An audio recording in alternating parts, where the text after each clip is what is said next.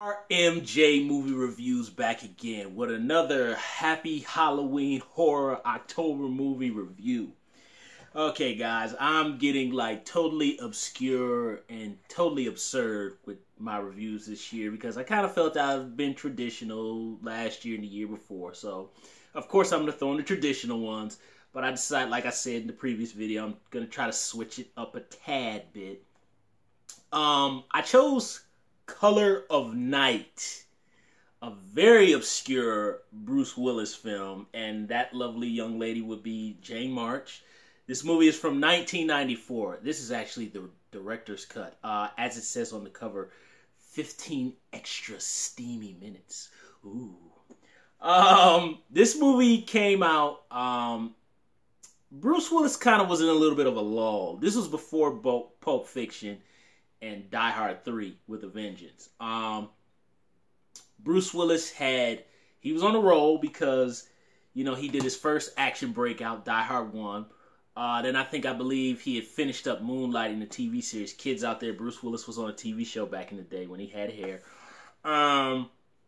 He did one little movie. I think he did a comedy and I think he did a drama. And he did Die Hard 2, mega hit. Then he did Hudson Hawk, which I love and everybody else hates.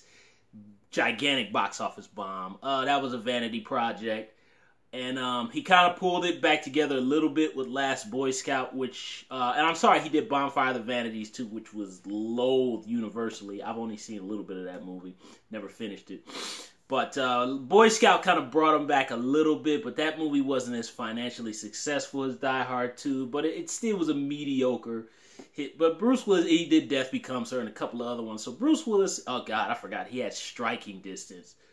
That is terrible. But yeah, Bruce Willis was kind of having a rough time around this period, and this movie didn't help.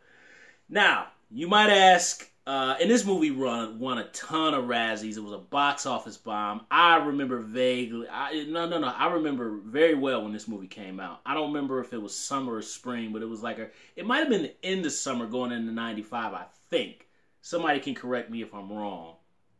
I'm sorry, end of 94 going into 95, but whatever. Anyway, I've rambled on long enough. So you might ask, why have I chose this for a Halloween movie review? And why, if I chose this movie, if it's so bad? Number one, this movie is absolutely awful. I'm not going to sit up here and lie. All of you kids out there who've never seen it, read any review and then go watch it yourself. Might I add, this movie's 139 minutes, people. 139 minutes of complete hammy acting, hammy love scenes, hammy murders, hammy music. It's absolutely dreadful. Look up Roger Ebert's retro review. As a matter of fact, see if you can find an episode of Siskel and Ebert for it on YouTube. This movie is dreadful, but this is definitely so bad it's good territory. I can name off, this movie has fantastic actors. Eric LaSalle from ER, Soul Glow, Ruben Blades from Predator 2, Lance Henriksen, Bishop, Lesley Ann Warren, Brad Dourif, who else am I missing? Scott Bakula from Quantum Leap. There is tons of talent in this movie. The grandfather from Look Who's Talking is in here. This has such a talented cast. I don't know what happened here, but this movie is basically trying to ape what Basic Instinct did, which was the sex and the violence and the bisexuality stuff. It was trying to ape it. Big difference with Basic Instinct is that you had Paul Verhoeven with his twisted artistic sensibility. Paul Verhoeven can shoot action. He can shoot love scenes. He has beautiful cinematography. He just knows how to film a movie. He can tell a violent, icky story very well. I just love the way Paul Verhoeven shoots his movies. This movie is not shot like that. Michael Douglas is a fantastic actor. Sharon Stone, fantastic actress. Bruce Willis, not as good an actor as Michael Douglas, but still a good actor. But Michael Douglas's character from Basic Instinct was complex, very complex. He was as complex as Sharon Stone's character was. So you have two people who are, you're not really sure where they're coming from. So that is what caused the tension, because they're both nuts and you're trying to figure out who is doing what. Here, this is so cookie cutter, late 80s, early 90s Sunday night movie, NBC of the week, just with the extra bloodshed and extra boobs and Bruce Willis's penis for about 2 seconds. So why did I choose this as a horror movie? Well, basically because this is supposed to be an erotic thriller, but I think people consider this more a horror film. Number one, because of the gratuitous, overly gruesome violence, but also because it's actually a horrible and horrific film. It's not erotic. It's a horror show, both in violence and just in how terrible the movie is. So I think this qualifies perfectly, and it's pure horrible genre. Matter of fact, this should have been part of the Grindhouse Robert Rodriguez Quentin Tarantino feature. Matter of fact, this should have been the third featurette. This was more of a Grindhouse movie than the other two were. It's dreadful. I don't even want to tell the story. I'll tell it as briefly as I can. Bruce Willis is a psychiatrist. His best friend is Quantum Leap, Scott Bakula. He gets murdered. So all those character actors that I told you about are part of Scott Bakula's group. Bruce Willis thinks one of them might be the murderer. The beautiful girl on the cover of the box art that I showed you, Jane March, she magically comes into Bruce Willis's wife. They start having this promiscuous relationship and they barely know each other, which basically all they do, they meet, give some cheesy dialogue scenes and have sex. That's all they do. Laugh, kiss, sex. Laugh, kiss, sex. That's all they do. That is all their relationship. Apparently towards the end of the movie, we're supposed to believe they're in love. But really, I mean, look, they just want to get it in. That's all it is. That's all this movie is banging and slashing. I just came up with that. This is basically overly glossy character actors in a big budget Friday the 13th movie. That's basically what it is. It's the characters are just as thin. Oh man, but let me tell you, the plot is so absurd. I'm gonna give away spoilers in this too. I don't care. This movie came out in 1994, so I'm gonna say spoiler before I tell everything. Okay, either way, long story short, so all the members of the group, which Lance Henriksen is probably about the only person in the psychiatry group who's actually giving a genuine performance. I mean, Lance Henriksen has some scenes in this, and that's what's nuts about this movie. This movie's so terrible, but you're seeing individual tiny moments of brilliant acting. Lance Henriksen talks about how his wife died, and he's brilliant in this scene between him and Bruce Willis. He's very good, and it's like, why is this scene in this movie? Lesley Ann Warren, the MILF that she is, I saw her in that Teacher Kid movie when I was very young on cable. You guys know which one I'm talking about, with the blonde dude from Blue Lagoon. I used to love that movie when I was like 8 years old. But anyway, she gives some very heart-wrenching, tiny moments, but she overacts. Brad Dourif, Chucky himself, he's hilarious. He has OCD. Just imagine that, guys. Brad Dourif with OCD. It's hysterical. It is so funny, especially when he tells. And then when you get Lesley Ann Warren, Brad Dourif, Lance Henriksen, the one guy from Lord of Illusions, I can't remember his name, character actor. You guys know who he is. He's in the bondage where he goes, "I hate you, I hate you." It's so stupid. And Jane March is pretending to be a boy. She has a wig on. That's a big thing about this movie. Is turns out Jane March has split personality. She's sleeping with everybody in the group. Matter of fact, she's banged everybody, including Bruce Willis, including Scott Bakula. And basically, they have group sessions where they talk about how they met this new woman, and nobody knows that they're all seeing the same woman, even though the physical description is exactly the same between all of them. And Richie, who's actually Jane March, is exactly the physical type of this woman that they're all sleeping with, and nobody knows it. But what I love is Ruben Blades from Predator 2 himself. He is the most cynical, slimy, mean-spirited. He's like in on the joke that this movie is awful. I firmly believe everybody who made this movie knew it was awful. They knew it was awful, Bruce Willis, this is what I believe. I believe Bruce Willis's agent slid him this script and said, hey, these are all these actors. Or maybe it might have been the other way around, but somebody sold it to Bruce Willis that, hey, this is Basic Instinct. This is going to get your career back on track. And they probably started filming, and I'm telling you, I bet you I know what turned it around.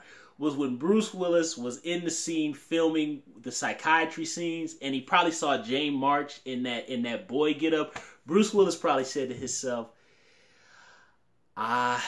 he said to Bill Duke from Menace to Society, you know you didn't, don't you? You know you didn't, don't you? You know it, don't you? I mean, I'm pretty sure that was going through Bruce Willis's head the second he saw Jane March in that boy getup. Because it's so glaringly obvious. And this movie it takes 139 minutes for Bruce Willis and everybody else in the movie to find out that they're sleeping with the same woman. And it takes Bruce Willis and Ruben Blades 139 minutes to find out that the chick that everybody's sleeping with is Richie from the group. It's absurd. It is ridiculous. But boy, is it a lot of fun. It's so much. I mean, the love scenes look like something that you would see on Skinamax. Matter of fact, around the same time this movie came out, 1993-94. It's ridiculous. These love scenes are not the one bit erotic at all. I mean, there's all this sweating. There's even a scene where the love scene comes to an end. I'm going to be a little PG. Adults, you know what I mean. And Bruce Willis goes, oh! And I'm like, really? It's absolutely comical. There's a scene with the killer of Bruce Willis's patient. Bruce Willis is traumatized because his patient committed suicide. Old girl from Roadhouse, the one who brought Dalton the sandwich. I can't remember her name, but she decides to she was going to blow her brains out at the beginning of the movie, but instead she decides to have a very inappropriate moment with the gun. And that's supposed to be erotic, I guess. To me, it just looked disgusting.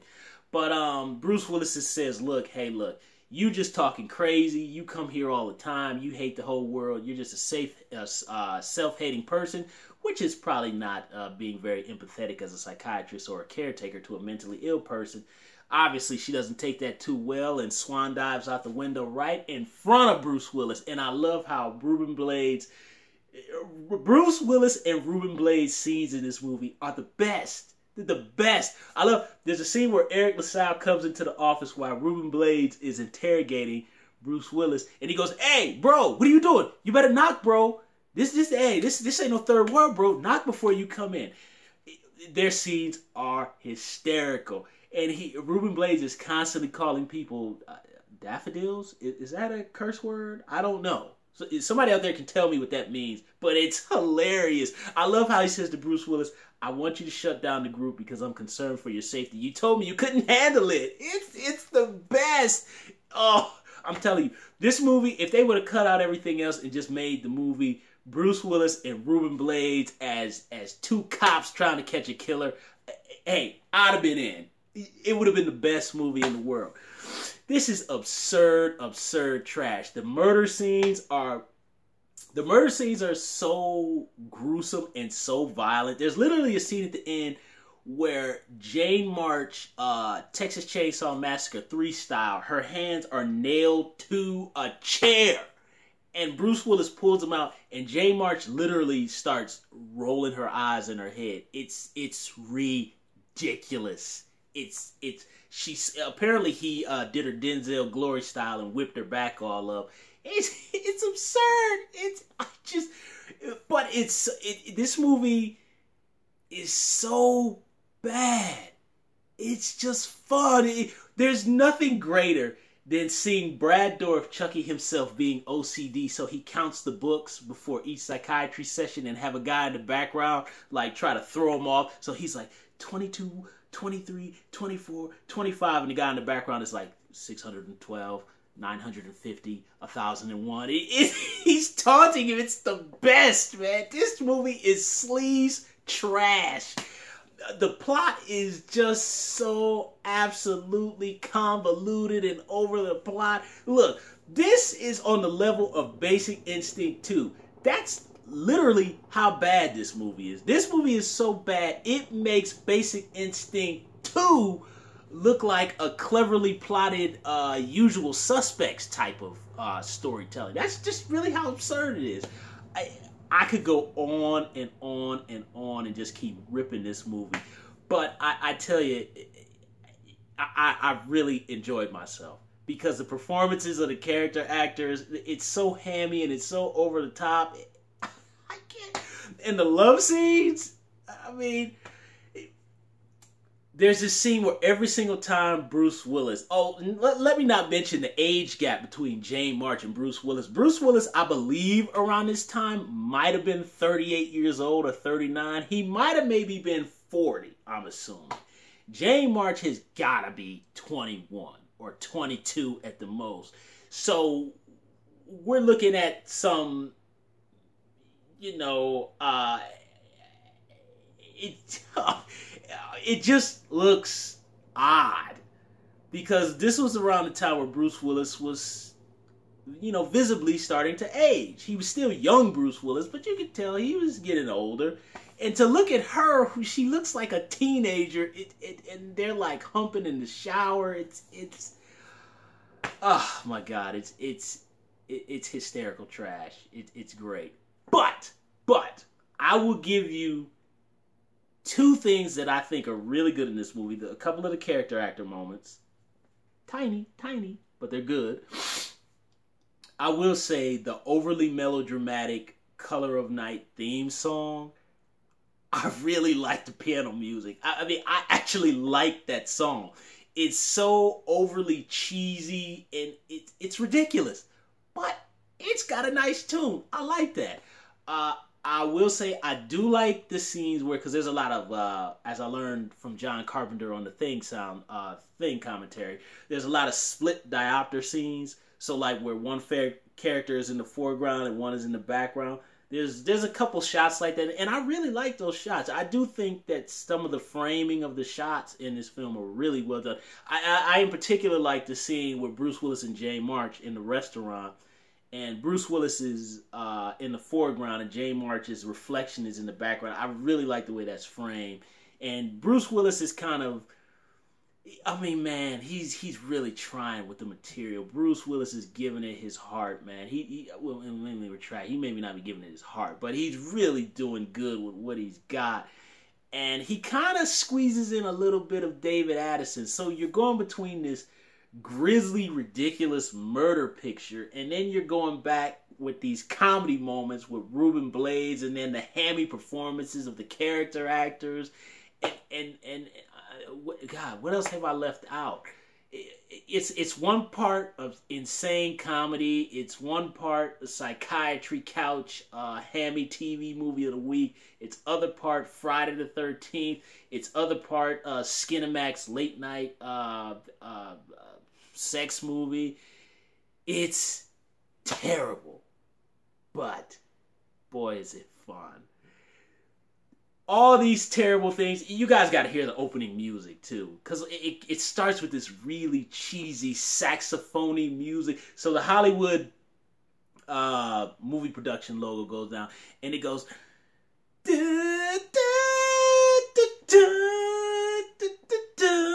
and Bruce Willis's name and Jane March's. It's so hokey. You would almost think that it was intentional. Like, I feel bad because I wonder, like, if they really legit thought that this was going to be, like, a box office. I can hear right now, like, when they were pitching the movie, this is going to be like Basic Instinct. We're going to get Bruce Willis. We're going to get the girl from that movie, The Lover. It's going to be a box office hit. Hated across the board. Box office bomb. Oh, man. But it's a lot of fun. So, highest recommendation for Color of Night for everything I told you. In fact, this is a comedy, guys. Look, go watch Color of Night. It's the best. Look, thumbs up the video, subscribe to the channel, share the video, and please, please, please, I'm begging you all, leave. Those of you who've seen it or after my review might watch it if you can, please leave comments down below about Color at Night. I am just so curious to hear what you all think of it, especially for the ones who haven't seen it before. Don't forget to hit the little bell too. RMJ Movie Reviews, I will be back with my next Halloween horror movie review.